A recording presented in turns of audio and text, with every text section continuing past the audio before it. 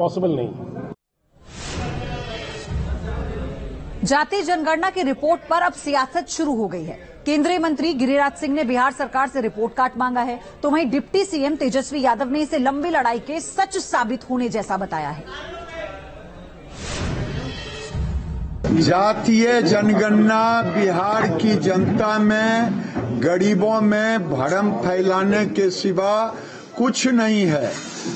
इन्हें तो report card देने चाहिए थी कि 33 साल 18 साल नीतीश बाबू और 15 साल लालू यादव, ये दोनों ने मिलकर राज किया और गरीबों को क्या उद्धार किया, कितने लोगों को नौकरी दी, कितने लोगों की हालत सुधरी, ये रिपोर्ट कार्ड होनी चाहिए थी।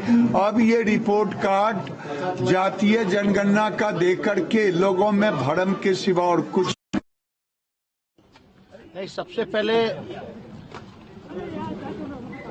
मैं देश को और बिहार को, जनता को जो है धन्यवाद और बधाई देना चाहते हैं। साथ ही साथ आदरणीय लालू प्रसाद जी और आदरणीय मुख्यमंत्री नीतीश कुमार जी को बधाई देना चाहते हैं। हम लोगों की शुरू से ही ये मांग रही है, सड़क से संसद तक हम लोगों ने संघर्ष किया था। जातीय जनगणना हम लोग चाहते थे, लेकिन बिहार में हम लोगों ने जाति आधारित गणना हम लोगों ने कराया है और साइंटिफिक जो आर्थिक सामाजिक न्याय की जो लड़ाई लगातार हम लोगों ने जो लड़ी है और चुनाव में भी यह हमेशा से हम लोगों का अहम मुद्दा रहा है, बेरोजगारी और जातीय जनगणना को लेकर के। आप सब लोग जानते हैं कि आज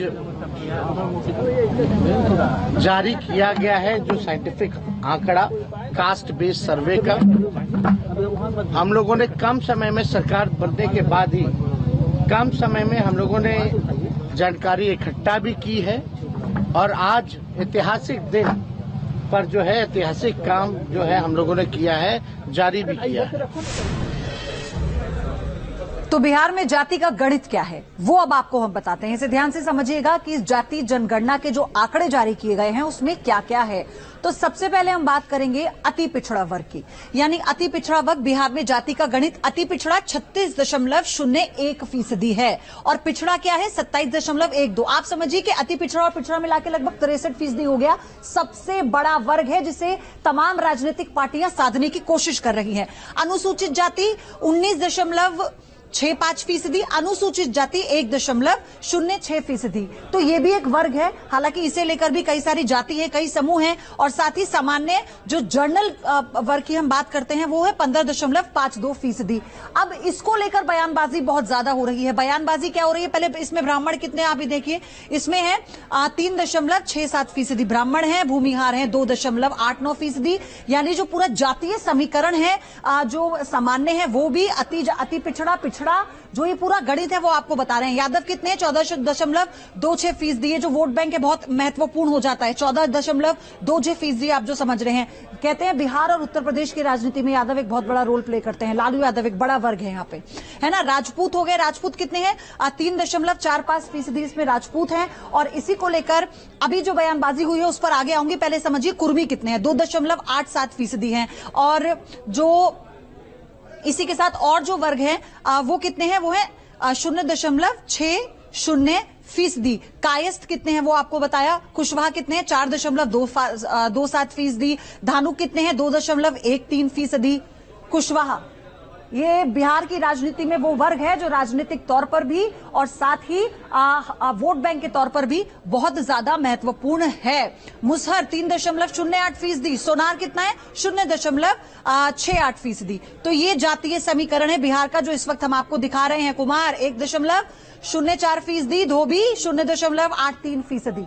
तो छोटी छोटी जातियां, छोटे छोटे वर्ग। कोयरी 4.2%, बहुत महत्वपूर्ण है। देखिए मोची रविदास 5.2%। ये जो दोनों जातियां हैं ये भी बहुत महत्वपूर्ण रोल प्ले करती हैं। और इनका जो प्रतिशत है, यानी ये कितना फीसदी है इनका हिस्सा, इसी को आप समझिए। बनिया 2.31% है और मल्लाहा 2.60% है।